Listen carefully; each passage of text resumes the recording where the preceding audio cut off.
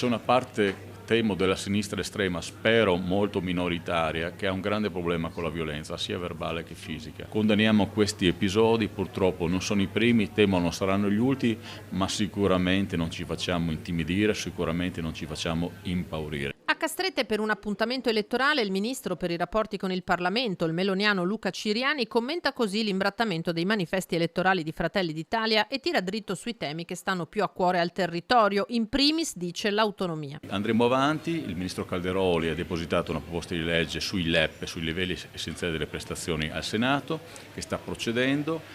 Vedremo se sarà possibile arrivare a delle intese anche senza la definizione dei LEP, che comunque in generale il tema dell'autonomia come responsabilità dei territori e valorizzazione delle autonomie va avanti e come indicato dal programma senza tentennamenti. Fratelli d'Italia schiera uno dopo l'altro i suoi ministri e in Veneto, dopo Lollobrigida, Urso e Nordio, ecco Ciriani a Villorba per sostenere la candidatura a consigliere regionale di Marco Della Pietra, attuale sindaco di Spresiano. Ci sarà tanto da lavorare sicuramente, ma io sono pronto a lavorare, non è che mi tiri indietro. Sulle frizioni nel centrodestra, a cominciare da Treviso, il ministro non ha dubbi, tutto si supera, è l'elettorato a esigerlo. E noi siamo una coalizione di partiti diversi, guidati da una forte leadership.